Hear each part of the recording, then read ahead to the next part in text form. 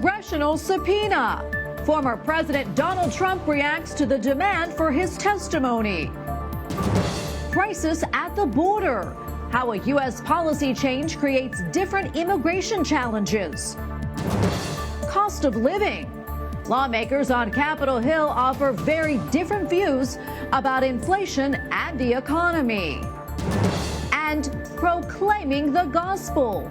One Catholic priest speaks about his time in a mostly Muslim country. On EWTN News Nightly for Friday, October 14th, 2022.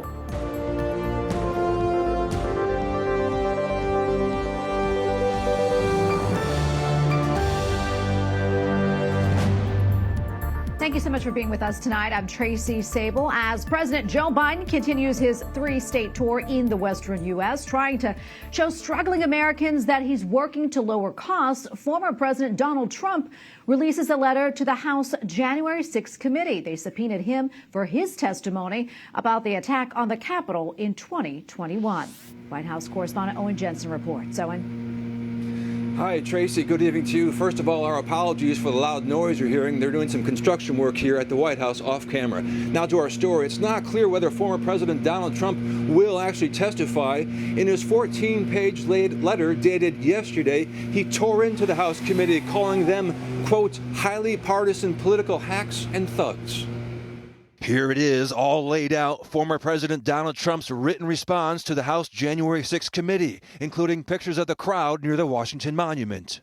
The panel voted unanimously during its final hearing before the midterm elections to subpoena the former president, demanding his personal testimony. They said he acted in a premeditated way before January 6, 2021. The very first sentence in President Trump's letter, in all caps, the presidential election of 2020 was rigged and stolen. Further down, the letter reads, this memo is being written to express our anger, disappointment, and complaint that with all the hundreds of millions of dollars spent on what many consider to be a charade and witch hunt, and despite strong and powerful requests, you have not spent even a short moment on examining the massive election fraud that took place during the 2020 presidential election, and have targeted only those who were, as concerned American citizens, protesting the fraud itself. While the committee wants to hear from the former president whether that will happen, Mick Mulvaney served as former President Trump's acting chief of staff. And one of the reasons you're never going to see Trump testify is that this is not a criminal investigation. A lot of the evidence that we've seen would never be allowed in a criminal investigation because it's hearsay or even double hearsay. Separately tonight, President Joe Biden released a statement after that horrific shooting in Raleigh, North Carolina that left 5 people dead, offering his condolences and prayers for healing, while saying there are too many mass shootings in this country, some that don't even make the news. The alleged shooter in this case, a 15-year-old boy. The president said he wants, quote, weapons of war off our streets, end quote. At the White House, Owen Jensen, EWTN News Nightly. Well, even though inflation is up more than expected and economic growth has slowed, Democrats on Capitol Hill say that they have done a lot to steer the economy in the right direction and to help American families. We've delivered on climate change. We've made costs for Medicare, people who are on Medicare, for drug prices go down. We're addressing climate change, inflation, health care, all of these things that allow people to feel better about their lives and their opportunities and to feel like they've got a government that's really working for them. But Republicans point to those numbers as proof the Biden administration's policies are failing and have left the economy in a recession. House Minority Leader Kevin McCarthy tweeted this.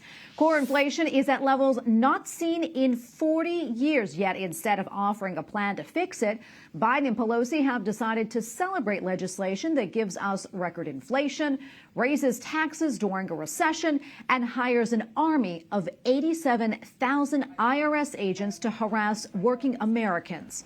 Both parties are confident they will win enough races to control the U.S. House come January. They are pouring millions of dollars into elections around the country. Well, abortion surfaced as a hot topic during last night's political debate in Michigan. Republican Tudor Dixon is trying to unseat Democratic Governor Gretchen Whitmer.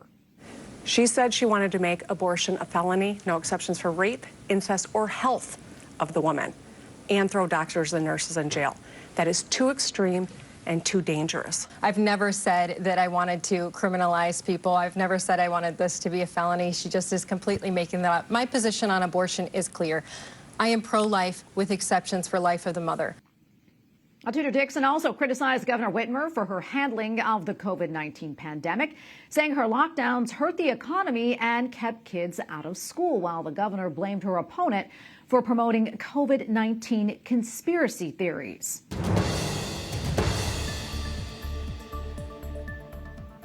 For the first time in 5 years, South Korea has imposed sanctions against nearly 36 individuals and organizations suspected of helping to finance North Korea's weapons program. Separately, North Korea fired a ballistic missile and hundreds of artillery shells today and flew warplanes near the tense border between the two countries.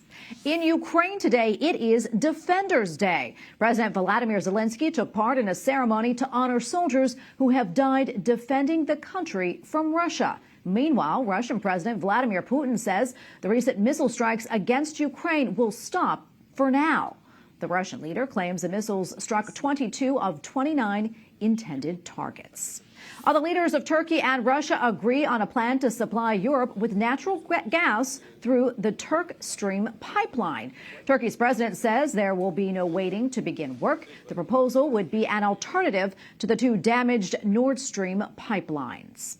China's ruling Communist Party opens its Congress this Sunday. President Xi Jinping is expected to be re-elected for another 5 years as the country's leader. A third term would break an unofficial two-term limit that previous leaders have followed. Well, a change of policy equals a change of plans for migrants from Venezuela hoping to enter the United States. Up to 24,000 Venezuelan migrants will now be able to catch a flight to the U.S. Those migrants will be allowed to stay in the country for up to 2 years. In turn, Venezuelans who try to enter the country illegally at the southern border will be sent back to Mexico. And we go now to Simon Hankinson, Senior Fellow on Border Security and Immigration at the Heritage Foundation. Simon, thank you so much for joining us. We appreciate it. So why the sudden move to greenlight some migrants and not others? Well, I hate to be cynical and say politics, but I think the disaster that's unfolding in cities like New York and Washington that's getting a lot of Democratic mayors in trouble is turning the White House's attention to what Texas and Arizona and California and border states have known for a very long time, which is that we have a horrible situation at the southern border with millions of people coming in without any sort of control. Yeah, and I know that you recently returned from a trip to Texas where you visited the southern border. Tell us about what you saw and some of the troubling trends as far as deadly drugs getting into the U.S. Yeah, I went to Texas, to San Antonio, Del Rio, and Eagle Pass on the border. And what we saw was a steady flow of thousands of people. We didn't see all the thousands coming across, but you can see the remains of clothes and water bottles and flip-flops and things right across the border. And the drugs, the first day I was there was an article about a teenage girl who died of a fentanyl overdose. She's one of 107,000 Americans that have died of drug overdoses last year, about 70% from fentanyl and synthetic opioids.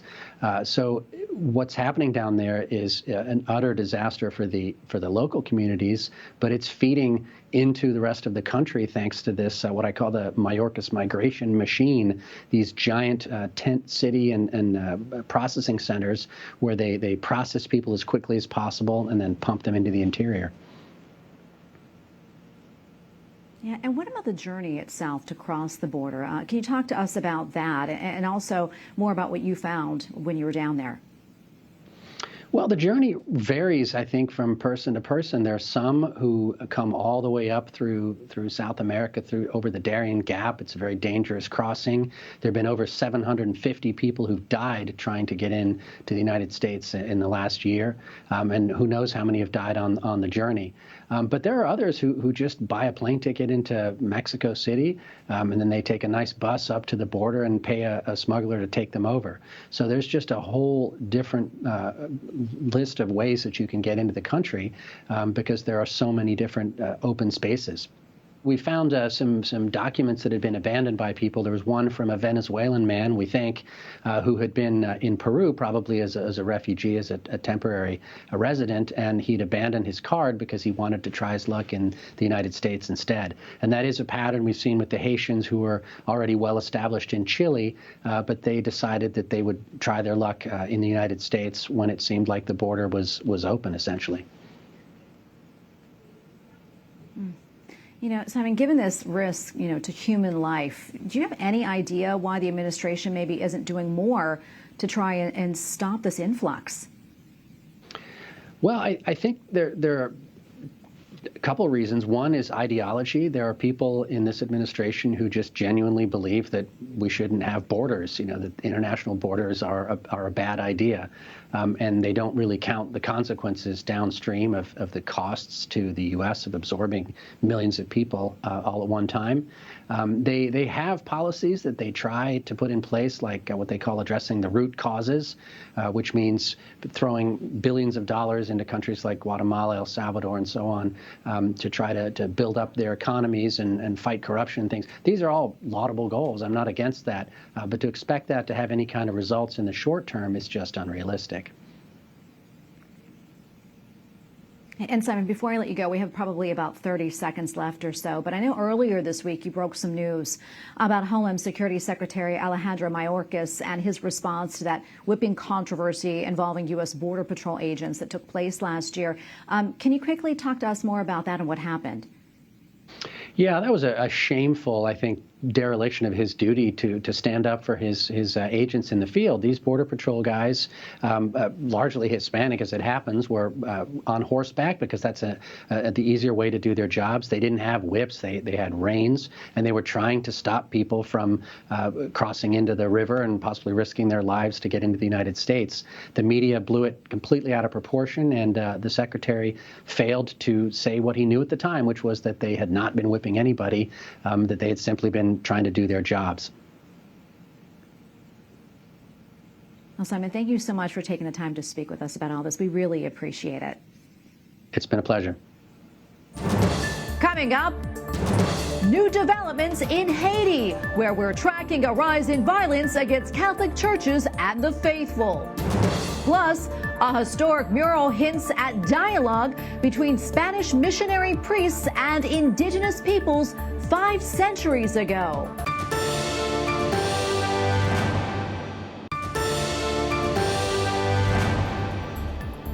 Well, the Archdiocese of Santa Fe has submitted its plans for bankruptcy. The Archdiocese, one of the oldest in the U.S., will offer more than $120 million to several hundred survivors of clergy sexual abuse. A federal judge will consider the proposal next week.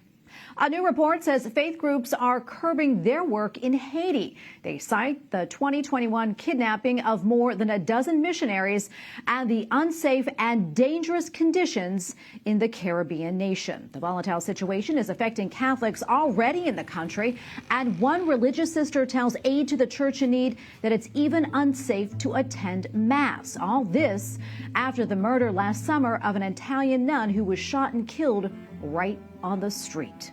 We go now to Edward Clancy, Director of Outreach for Aid to the Church in Need. Ed, good to see you again. Thanks so much for taking the time to join us. Talk to us more about the conditions in Haiti right now and what is happening as far as all the recent violence against Christians, in particular Catholics. Well, the situation in Haiti is bad and getting worse. It's degrading from a bad start. And the violence against the church is principally because the church stands up for the poor and is in places where many other people don't want to be. And it puts a lot of nuns like Sister Luisa Delorto, who died a couple of months ago, in harm's way because they're in the places where the gangs are and they're trying to control the poor people. Yeah, and as we mentioned earlier, faith groups say that they're reluctant to send missionaries to Haiti now. Can you tell us a little bit more about that and also the impact that may have on those living in Haiti who may rely on the services and the help of missionaries? Well, it's always a sort of a toxic mix when you have poverty, government ineptness or corruption, and lack of education. And I think the gangs and the evil forces in Haiti are preying upon that, and the Catholic Church and a lot of these not-for-profits stand in their way in a sense. And not that it's a conspiracy or anything, it's just that they happen to be in places where these people are in trouble and the gangs want to be. And with the deaths of Sister Louisa and then the abduction of dozens of other workers, it's become a place where it's not very safe. And yes, even during Mass, things are not good. Sister Marcela Cartoza, who we interviewed, said that, in the orphanage which she runs, there's 150 children, they closed down the streets so you can't even get in and out. And this is all controlled by the gangs. And the government really is doing nothing to help them. Yeah, it's really unbelievable. Haiti, as we know, has really been a country in turmoil for quite some time. But what do you think is fueling this current destabilizing conditions? We know that Haiti really hasn't had an acting president, I think, in more than a year. Yeah, that's one of the core issues. There is really no government. A priest that we work with told me that what they say is the gangs. There is no law. There is no brother or sister or mother or father. There's just the gang. And so what that means is that that's the rule. The rule is power and control, and they fight each other.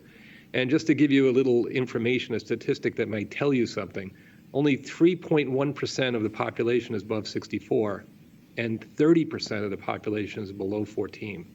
So you see that it's a very heavily young population, and schools are closed. So you have the possibility of these troubles continuing because the children really have very little opportunity unless, something is done. Yeah, it's tragic. Something else tragic, we've been talking about Sister Louisa. Can you talk to us a little bit more about her, Ed, and her work? Well, she was a missionary sister from Italy. She was in an order dedicated to the philosophy of St. Charles Foucault, who died in Algeria in a similar manner. He died because he was with people who didn't necessarily want him to be there. And Sister spent 20 years there, and she was considered, Sister Lou, as they might call her, and respected genuinely across the board. And that's why it was so unusual that she was killed. Oftentimes, light-skinned missionaries are given a little bit of leeway and forgiveness or protection, even by the gangs, because they see them as doing good work and not getting involved in politics. And that's why this is really troubling for a lot of the aid agencies, because they see even when we're not doing anything to cause trouble and just helping people, we can fall victim to this kind of violence. And, Sister Louise is one of the incredible superheroes of the church. She was in a place where most of us wouldn't want to visit, let alone live for 20 years and serve the poorest of the poor. Yeah, she really was amazing. Ed, thank you so much for taking the time to speak with us about this very important story. We appreciate it. You're very welcome. Thank you, and please pray for Haiti and the people there. Up next, celebrating missions. When Catholic priest shares his experience in Pakistan. Plus, a new exhibit reveals how ancient Egypt's secrets were unlocked.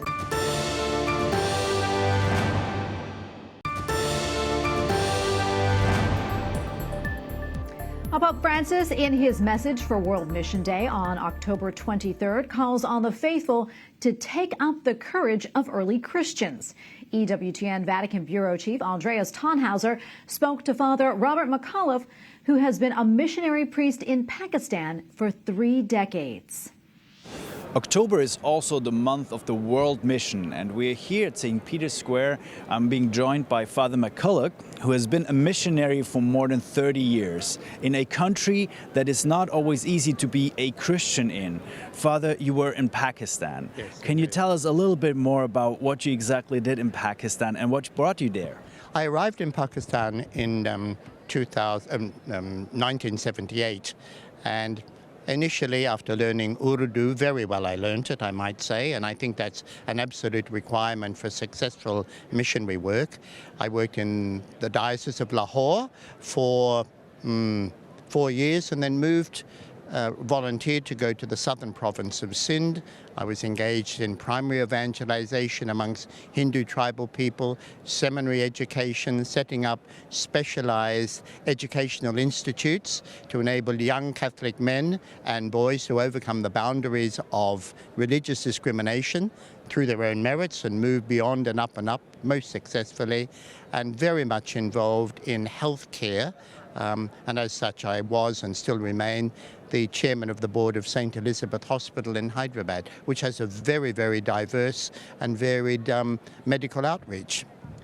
But considering also blasphemy laws, considering also other laws in that Islamic state of Pakistan, it's probably not always been easy. What is the most important thing for a missionary to bring to places like this to also reach out to people?